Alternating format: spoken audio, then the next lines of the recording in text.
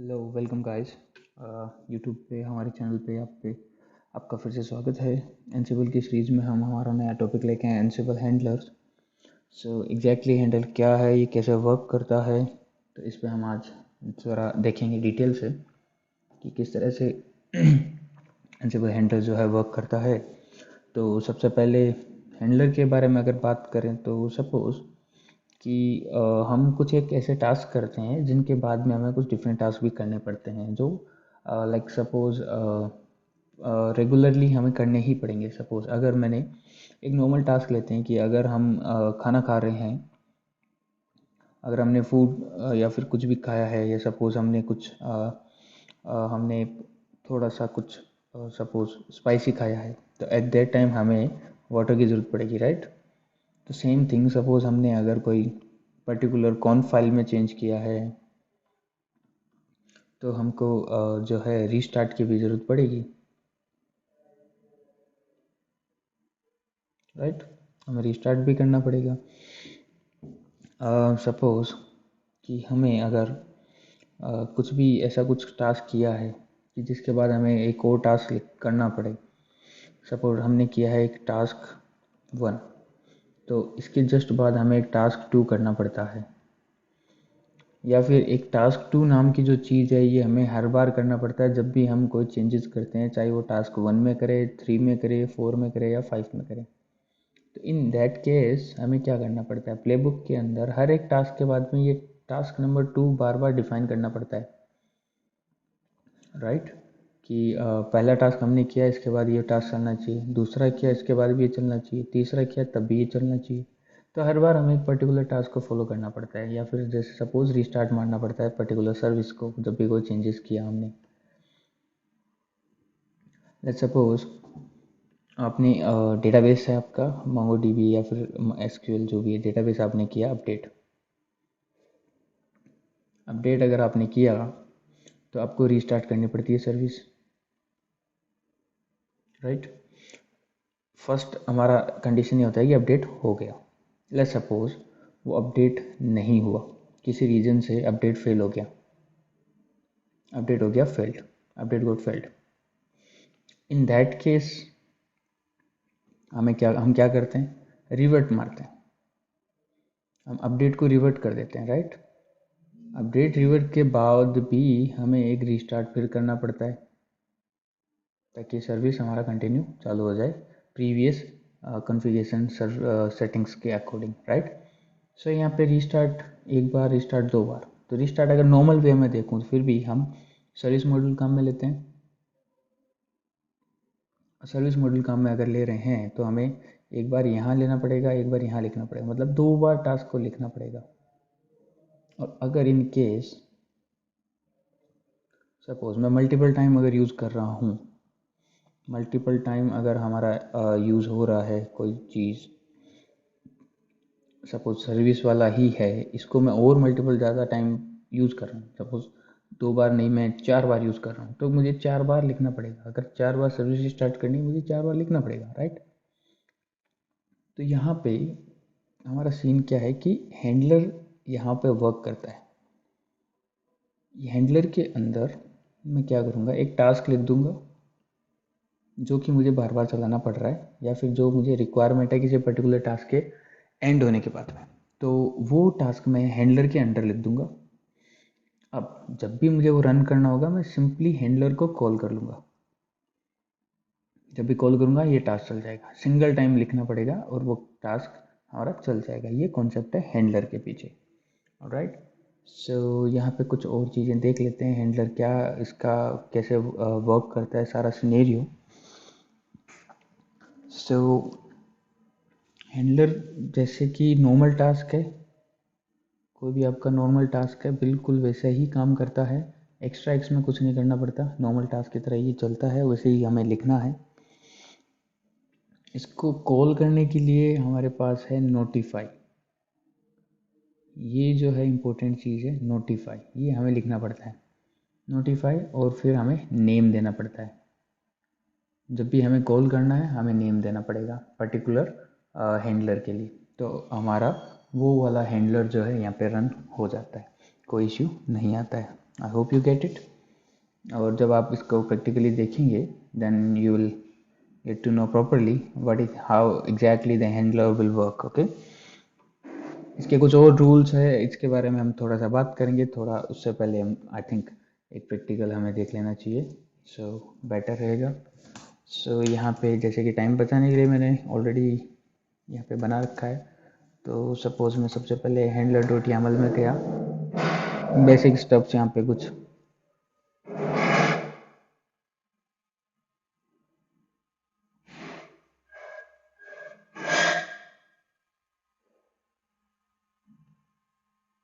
Basic stuff यहाँ पे हो रहे हैं, हम उनके बारे में देखेंगे।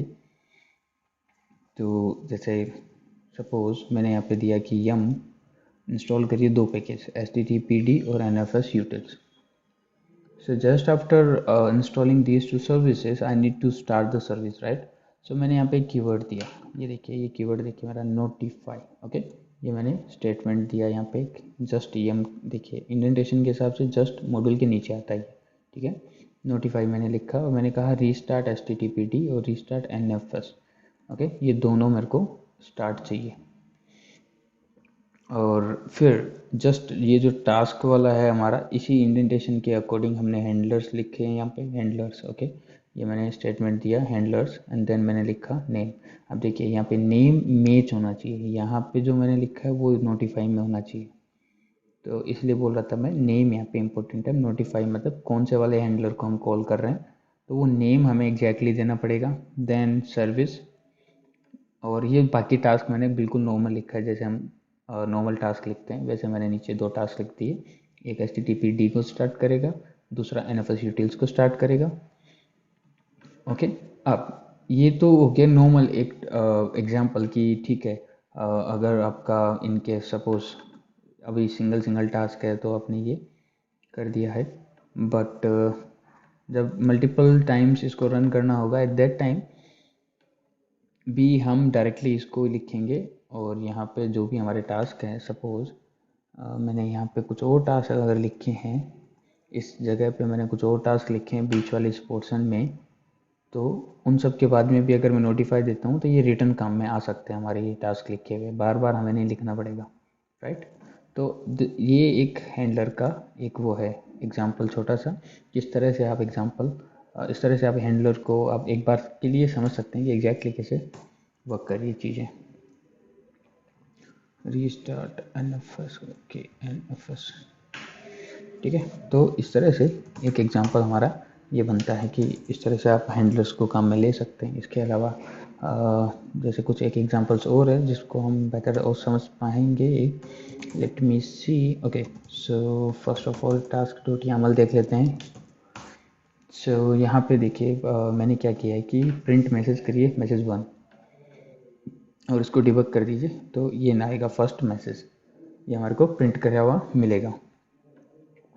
इसके बाद मैंने नोटिफाई दिया रन हैंडलर, और हैंडलर का नाम यहाँ देखिए रन हैंडलर, सेम नाम है, ये चल जाना चाहिए today's all task completed. But the thing is यहाँ पे देखिए एक और मैंने टास्क लिखा, उसमें भी मैंने सेम नाम दिया हैंडलर। ओके, तो जब अब हमारा एक कंडीशन आता है कि जब मल्टीपल टाइम अगर कॉल होता है, एक नेम तो ये हो गया था कि नॉर्मल हमारा टास्क होता है नोटिफाई में और नेम हमें एग्जैक्टली देना पड़ता है।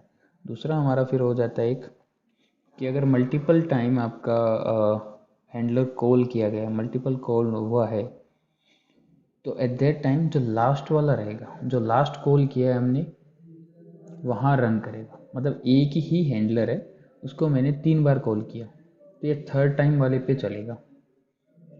ओके, मतलब ये टास्क कंप्लीट हो जाएगा, ये भी हो जाएगा और ये भी हो जाएगा, तो लास्ट जो थर्ड वन है, इस थर्ड वन पे हमारा जो है हैंडलर रन होगा। ओके, क्योंकि सेम ही हैंडलर को हम कॉल कर रहे हैं, इसलिए ये थर्ड वाले टास्क के कंप्लीट होने के बाद चलेगा। एक दूसरा इसमें रूल होता है कि run after all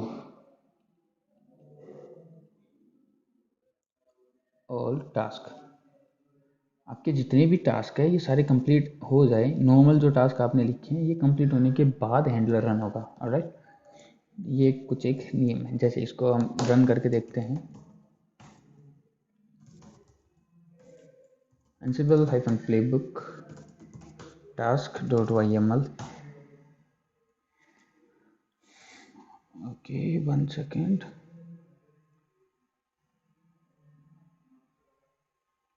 Playbook YAML could not be found. task.yml -i inventory. Okay so यहाँ देखिए पहला फर्स्ट मैसेज आया हमारे पास। इस टाइम भी हमने नोटिफाई दिया था, ये लाइन आनी चाहिए थी उस टाइम भी, और इस टाइम भी हमने नोटिफाई दिया था, यहाँ भी आनी चाहिए थी। बट ये क्या आया, इन दोनों के रन होने के बाद जो है हमारा हैंडलर रन हुआ, राइट। सो इसलिए यहाँ पे हमारे पास है today is all task completed, ये एकदम लास्ट में है हैंडलर, ऑलराइट। ये मैंने यूज़ किया इसको, इसके बाद हमारा ये काम चालू हुआ। तो ये कुछ एक रूल्स है, कुछ और देखते हैं। एक और मेरे पास एग्जांपल्स अवेलेबल है, सो वहाँ भी हम देख लेते हैं। task2.yaml। सो यहाँ पे मैंने क्या किया, एक स्लिप यूज़ करते हुए मैंने बोला कि स्लिप फॉर 2 सेकेंड। सो ये 2 सेकेंड के लिए रुकेगा, देन एक हैंडलर रन होगा। ओके सो इस हैंडलर का नाम मैंने रन हैंडलर रखा है। नीचे नीचे अगर आप देखेंगे तो हैंडलर ये रहा, रन हैंडलर, रन नाम हमारा सेम है। अच्छा, इसमें क्या काम हो रहा है, टास्क डेट एंड टाइम, मतलब 2 सेकेंड रुकने के बाद वो हमें एक डेट एंड टाइम प्रिंट करेगा, ठीक है, सेकेंड्स के हिसाब से। ये देखिए, ये सेकेंड्स के हिसाब से टाइम प्रिंट करने के लिए लिखा गया है, date, month, year, hour, minute और सेकेंड्स। ओके तो ये क्या करेगा, कंप्लीट, ये जो कीवर्ड आएगा हमारा टास्क डेट एंड टाइम, और फिर वो डेट एंड टाइम पर पर्टिकुलर सेकेंड्स आएंगे हमारे पास इसके थ्रू। अब जब हम रन करेंगे तो अब हम देखेंगे कि इन सब में जैसे जैसे मैंने अच्छा, यहाँ पे मैंने क्या किया कि फ्लश हैंडलर किया कि कुछ टाइम के लिए हैंडलर को फ्लश कर दो। ये रन किया, अब हैंडलर एक बार फ्लश करो, फिर 5 सेकेंड रुको, फिर हैंडलर फ्लश करो, मतलब हैंडलर यहाँ नोटिफाई चला के और फिर फ्लश कर दो, और फिर वापस से ये चलाओ 7 सेकेंड रुक के, अगेन हमने कॉल किया। आपको आउटपुट दिखाता हूँ, शायद थोड़ा समझ में आए। तो ansible-playbook task2.yaml -i inventory. Alright, let's see.